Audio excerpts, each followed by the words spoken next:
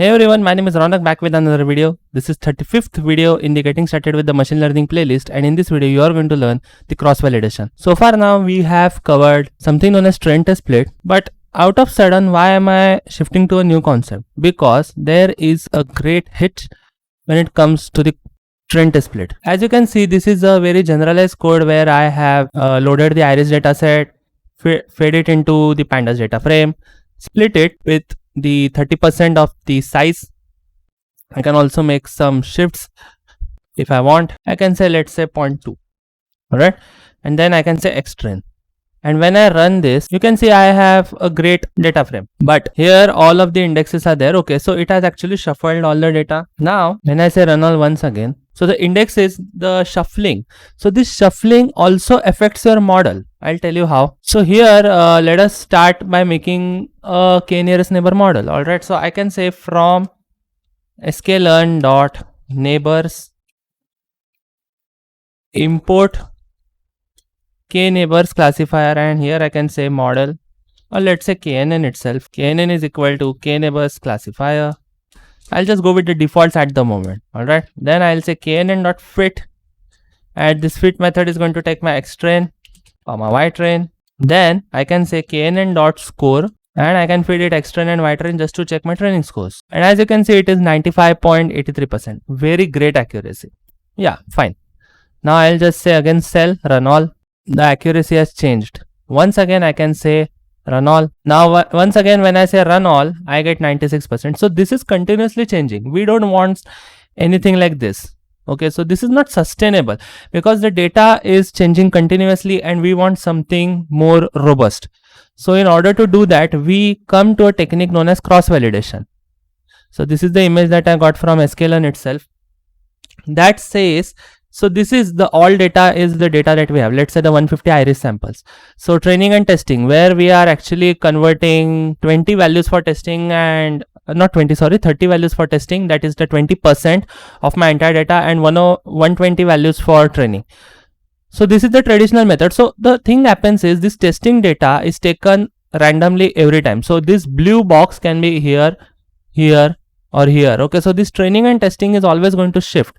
So this is actually affecting your accuracy, because one time we have, let's say 98%, 97, 96. So I don't want that shuffling. I want something fixed. Cross validation method says that it works on the k-fold principle. So this is a 5-fold cross validation. So what it does is it divides your data into 5 pieces, and for each of the single section it is going to train your model, and it is going to give you the best accuracy score out there. For the 5 folds, this can be 10 folds or n number of folds. Okay, it is computationally expensive, but it is fixed and it is very much robust. So the way we do it, so there is a function in it. So I can say from sklearn dot model underscore selection import k folds, and here I can say k value, let's say k value is equal to k fold, and this takes the parameter n underscore splits, where I can say is equal to, let's say 5-fold. So this is a 5-fold.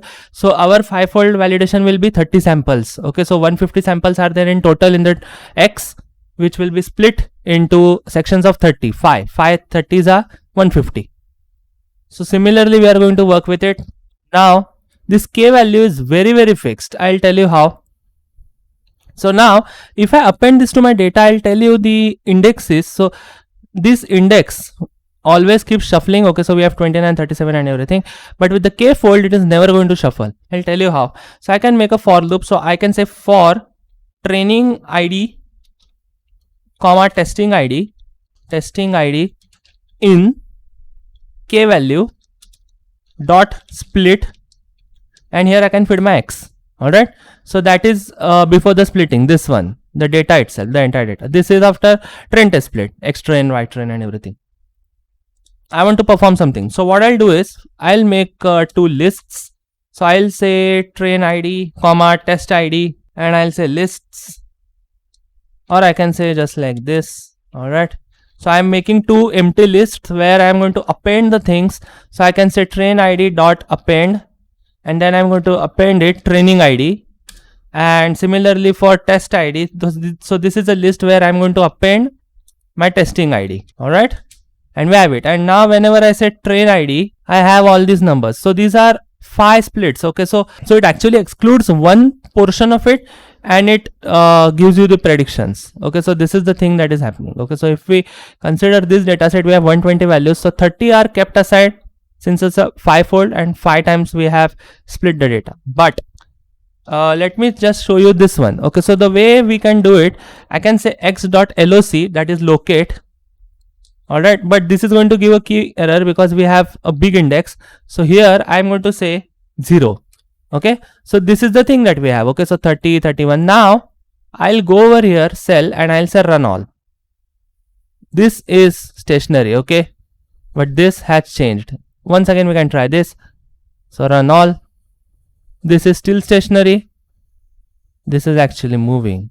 Alright, so this is the thing with the cross validation, and you can actually find one significant cross validation accuracy also. The way you can do it is from sklearn. Okay, so first of all we have KNN, so it is going to give you an estimate of the 5 validation accuracies that you can get, and I'll also show you how you can predict in a stationary manner. So for that, from sklearn, so there is also a shuffling in this if you want, but I don't prefer it. Okay, I want the accuracies the way they are. Alright, so from sklearn model underscore selection, I am going to import crossval score. Alright, and then I am going to say score is equal to crossval score, and this takes the parameters as your model. Alright, see, I can show you shift tab. If you type it over here, I'll have to first run this, never mind. If I say shift tab, it is going to give me estimators x, y, and you can also specify the cross validation. So my samples that I've taken are already 5 over here, the n splits. I can also include this, or I can just set number. So here I can say x, y, and then cv, which is cross validation. So this is going to take, let's say, 5, or you can also specify k value, and there is also something known as scoring. So I'm going to take accuracy as my matrix, and I have it. Now whenever I say score, it is going to give me the predictions for 5 values, but these are not the way you want, so you can say mean. Alright, so a mean prediction. So it says that, so whenever, let's say, you are showcasing any project, you can say that the accuracy ranges from, let's say, 100% to 80%. That is the estimate, where the average accuracy that you can get for the model is 91%. But what we are going to do is we are going to build a system that never changes its accuracy. Alright, so this accuracy portion is never going to change. I'll show you how. Since we have the data for the 5 splits, so whenever I say train ID, I have the data for the 5 splits.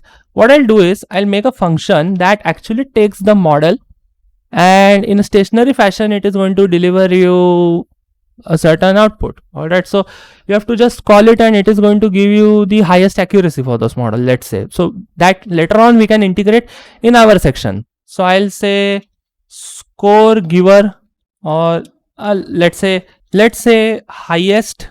Alright, so this is going to take a parameter which is going to be model, and so we can also feed it x, and we can also feed it y. So we are going to feed all of this. So this is the function.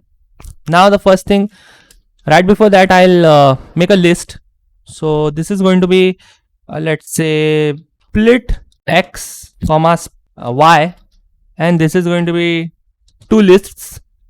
After that I can say, so now I want to iterate in order to find the best accuracies that we have. Alright, so the way I do it, so I'll say x.loc. so this x is actually going to be the x. Alright, so you can actually say that your training data and everything. Yeah, so the way I do it, I say training data, or features. Alright, features data, and here I can say labels, and here I can say features data loc, that is locate. So it is always going to be a pandas data frame. Alright, and in this the way I do it, so what I'll do is I'll use these lists which have already the values. So train ID and test ID. Alright, that we have already calculated. So I'll say train ID, and here I'm going to say I. So we are actually going to put this in the for loop because you cannot evaluate them. So first of all, let me do it. So I'll say labels dot loc, and here also I'm going to say train underscore ID. Alright, And now what I'll do is I'll say for I in the range of, let's say 0 to len, length of the values that we have. So I'll say train underscore id. All right, and I'm going to enclose everything in the loop like this. And here now I'll pass I. So it is going to take all the sections that we have and perform accordingly. Then it will say model dot. So whatever model you are going to feed it, it will say model dot fit. And then we can actually here say xtrain. All right, so this is a variable, and ytrain. So this is only affecting the function. All right, it is inside the function. Please understand this. Here I can say xtrain, comma ytrain. All right, so whatever model after initialization you feed it, it is going to take that. Then it is going to say model dot score, and this model dot score is actually going to take the value. All right, so xtrain, we are interested in finding the accuracy. All right, so this is the way we do it, but this is not sufficient. We have to give it. Okay, so this is not necessary. All right, so here I can say scores is equal to list. I'll make a list, and here I am going to say scores dot append. Okay, so this is the way the function is going to work.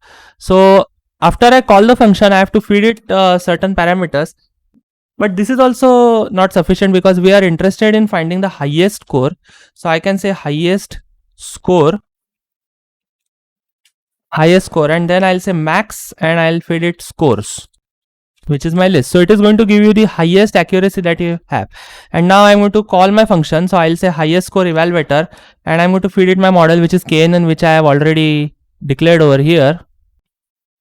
Here it is, knn. All right, in this variable I have my model, and later on I'm going to feed it let's say the x and y. All right, so for the features section we have to select. So I'll say x comma y, and let us check it. All right, so and now, okay, I have not returned it. So this is the way we do it, and later on I'll say return, or here I can say return highest score, and here I can say highest is equal to like this, and whenever I say highest,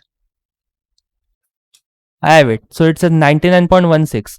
Similarly, I can also say scores because we have the variable, and these are the 5 scores for the 5 folds. All right, so it is giving us the highest one, which is the second one. So I can also say like this, but I also, let's say if you have 10-fold, 20-fold, 30-fold cross validation, if you have computational power and if you are doing that, you want the highest score to be with you. So this is the way we do it. And now later on I can say knn.fit, where I'm going to feed, let's say, so I have my highest score. All right, so I already have it. So what I can do is I can just take it over here, paste it like this. All right, so because since you are quite aware of what your scores are, so what I'll do is here I can say 2. Why 2? Because the second one holds the highest value. All right, so the highest accuracy that you have with respect to the data. So here I can say xtrain comma ytrain, and I have it. Oh, features name, I'm sorry, it is going to be x over here, and it is going to be y over here, and I have it. Okay, now I can say knn.score. all right, and it is going to take my xtrain comma ytrain, and it is going to dictate the same accuracy. So this is the way we can actually perform this. There might be any other way, but this is the way I do it. Now it is checking time, so we can say cell run all. This is same. All right, this hasn't changed, but if we go over here, it is 95%. Now let me run it once again. I'll say run all. It is 97. So from 95 to 97 it shifted, but this one doesn't change. This is very fixed. So this is the way we can use the, let's say, the cross validation, k-fold cross validation. So this is the way I use. There are many more measures, but why am I actually covering this is because this concept is very important when we come to the hyperparameter tuning. So in upcoming tutorials, we are going to hypertune our random forest tree, or we can hypertune any model. Alright, so hypertuning is a procedure where you tweak the parameters in such a fashion that you will get the best results out of it. So this is the way we do it, and this is the way you can give an estimate using the crossfile score. And this is a function that I've just made that is, taking the scores and giving you the highest score, and accordingly it is also giving you all the scores if you're interested in taking some. So I hope you might have learned something or the other from this tutorial, and this notebook will be available to you in the description box. That is a GitHub link.